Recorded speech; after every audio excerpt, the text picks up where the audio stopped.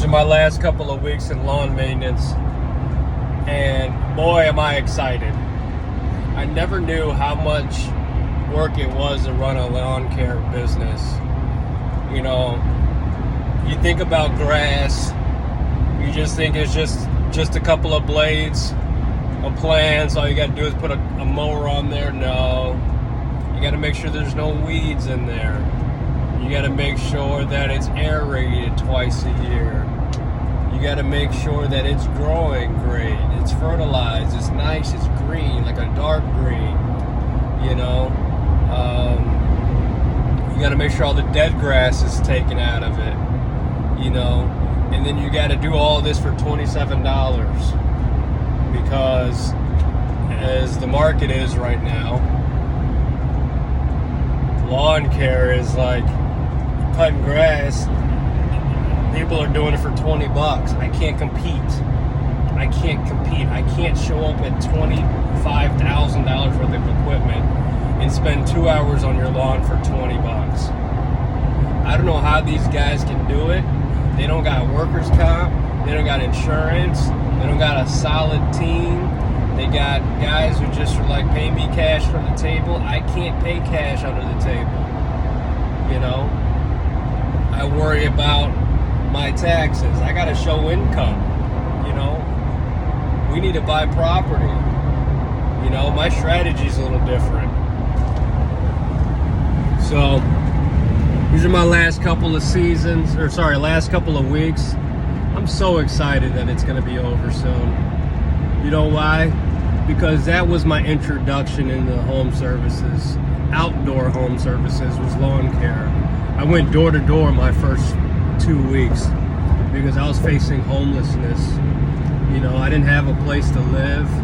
After, you know, I was in a 1 year lease at an apartment. It was a basement, converted into an apartment at someone's house. You know, I was paying like $900 a month.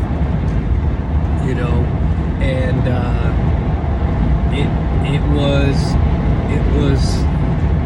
it was tough. And then, you know, 2 weeks before the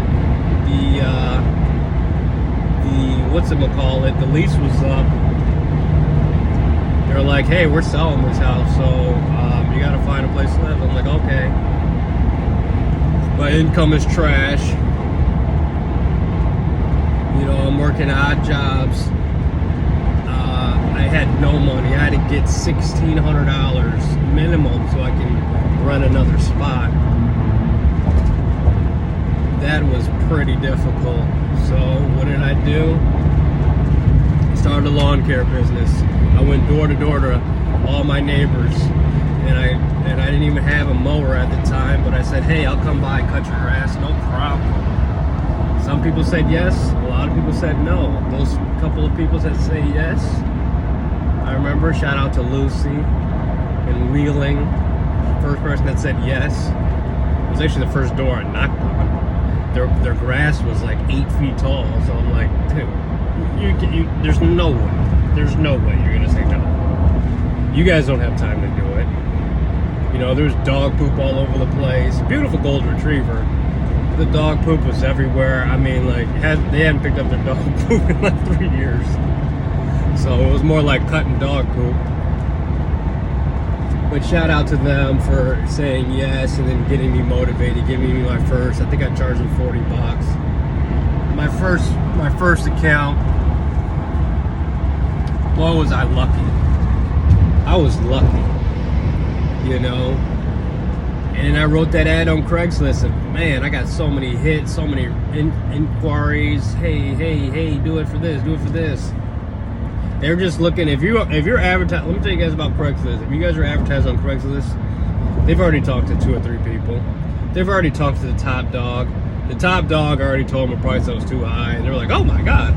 They just bought the house, and now they got to spend $500 a month on lawn care and lawn maintenance, trimming shrubs, and just maintaining everything, maintaining the growth so it looks nice and presentable. They didn't think $500 when they bought the house.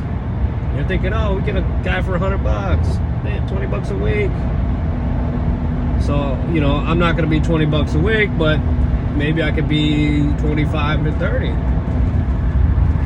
So I closed out on all those jobs, easy. You know, at one point in time, I was closing every deal that was coming into my office.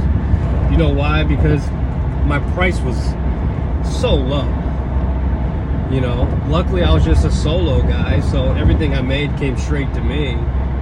But the problem was when you started putting people on your team and they're like, we need $15, $20 an hour, and the lawn we're cutting is $30, and they don't know what they're doing, it takes them way longer, you know? It takes them so much longer to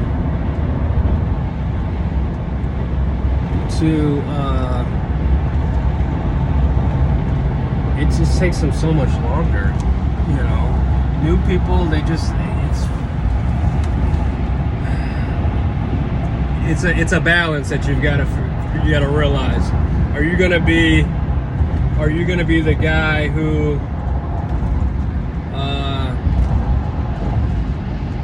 hires new guys and trains them up and builds them, and hopefully that they'll stay at a decent wage? Or you're going to hire veterans who've been doing it for 10 plus years, who's going to be very expensive, but they know what they're doing, and you really don't have to go, you don't have to be there. Understanding that, that philosophy and that thing is it's a very tricky balance. You know, one thing I realized, I don't want to hire anybody that doesn't have a year of experience. It's just way too difficult to start it from scratch. It's so much easier to get a veteran guy and just pay him what he wants and then move on. But you got a guy who's never done what they're doing. That first day, they're breaking shit. Like, they're breaking shit. I hired a guy, and he had to get on the zero turn. Like, it was like, and the first time he get in, he runs right into a tree. Bam! Like, dude, it's not a little tree. I mean, we're talking about a 40-year-old maple tree with a 2-foot trunk. How do you run into that? Going straight in, what are you looking at? I just didn't understand it. Then I got over it. We did a couple more jobs. They did okay. Then we went on to another job. Boom, he's got a lot of hills and stuff, little sharp hills, not like a nice incline, hill like this. You can't go run a mower over that. You're chopping all the blades, and then he's going through the gravel, chopping gravel down with the blades. Like, I'm like, dude. Then guess what? The deck fell off, and then he's dragging on the ground. He don't even realize he's dragging on he's just driving. When the first time I got on a zero turn, I went slow and steady. Right? But it's either here nor there. You can't convince everybody to do it how you want to do on the first couple of days. You got to give them some time. You got to treat them right. You got to respect them. And you got to pay them on time. Don't waste all this time trying to pay a guy just because you're trying to hold off and do this, do that. Because let me tell you something. I've never had pretty much a job. So I don't really know what it feels like when I don't get paid. My customers pay me and I pay my team with that money. I don't know. I working a job is very foreign to me. I have had a job, but you're talking about McDonald's 20 years ago. You're talking about Krispy Kreme 19 years ago. I don't remember that feeling anymore. I remember I was getting paid $6 an hour at McDonald's. Thinking like, wow, look how great I am. Like, dude, I'm 14 years old. Wow, that's 21 years ago. you know, my check was like $50, like, for the whole week. You know, I don't know what I did with the money. I don't even know if I even cashed the check. I don't even know. I just knew that I wanted to work at McDonald's because it was the coolest thing ever. But I was never in a manager position. I always just worked the window, you know. Not even the drive-through, the window and the thing. And then I, you know, once no one was there, I just went and grabbed and mopped all the floors. I didn't cook any food. I just took your order. Boop, boop, boop, boop. Hey, what would you like? Do, do, do, do. Oh, yeah. You want a large fry? What kind of drink? I mean, that's all I did. That was my first job, you know. But actually, I take that back. My first job, my dad was paying me like a nickel to put checks in QuickBooks because he was an accountant. He had an accounting business. So actually, that was my first job. But I was like 6 years old, 7 years old. I don't know what the hell I'm doing. I'm just like, okay, this number goes here, that number goes there, you know. But you forget what it feels like when someone's in control of your money and you need money. You know, this is the first season where I was like, I'm scratching my head like, I need money. Like, my bills are high. You know, I got a fiance and I got a mom that I'm taking care of. You know, this I got some added responsibilities this year, you know. I got to keep this roof over our head because, you know, if not, we're going to be living in the truck, you know. So, and during my transition into my passion, which is aquascape water features,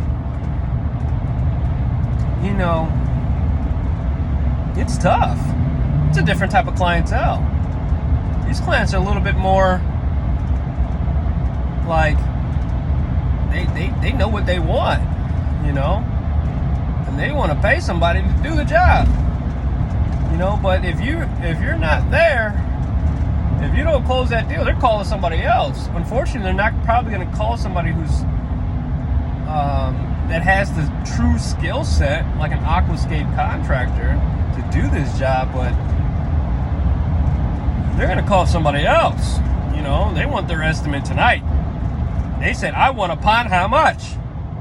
And I have to continuously tell them what type of pond and what type of budget.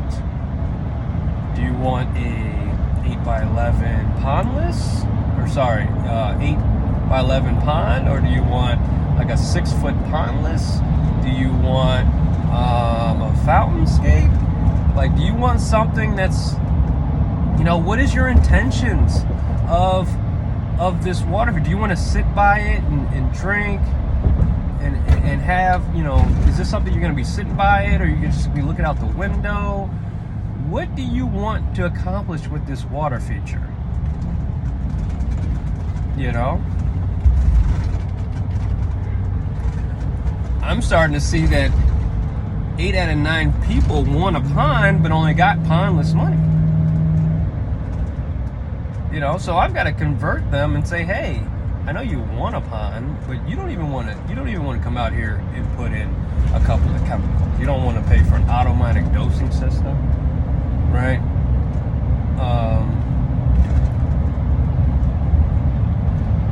You don't want an ion gen to keep the algae down. You're just gonna have it full of algae, and then you're gonna call somebody, hey, you got my algae. You got all this algae. Oh, did you get an ion gen? No, I don't want it. Too much money. But I'm gonna pay you to do it. Like, but it's something that I'm passionate about. See, I had a pond. We had a koi pond as kids growing up. I grew up with a koi pond in the house. You know, I was a 6-month-old baby next to koi. You know, so I understand when they say, when you see the look on the kid's face when they see the pond outside, they run, they trip, they try to jump in the pond. The kids love it. I was that same kid, so that's why I'm trying to give that same energy to the pond owners of America, and I mean pretty much the world, and future pond owners. This thing is something special. This thing is gold. This thing is something that you will cherish for a lifetime. But we've got to come to some type of a true agreement. It's not give me a pond, how much. It's how much you want, and let me design it based on your what you want. But that's all I had to say. I'm Aaron Fawcett, owner of Proud Ponds. I cannot wait to get through this last couple of weeks of this season. Snow plowing's coming up. Yes, we snow plowed still. My fiance told me, hey, this is probably going to be the last year you're going to snow plow too, because we don't need that. We want you to just do your art, do your artwork, and then come home. Which I agree. Maintenance, it's great money, but it takes a lot of time, and then it takes time away from the things that you do love, which could be whichever direction you are. Mine is building ponds.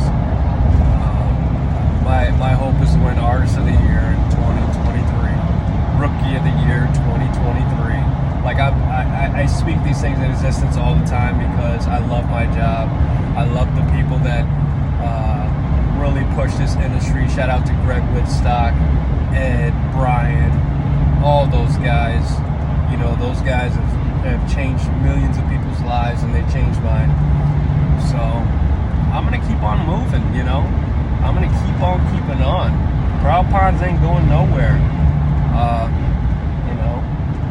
But sorry guys, I can't cut your grass after this season. It's just, I'd rather sell all this stuff and buy a dingo. All right, take it easy.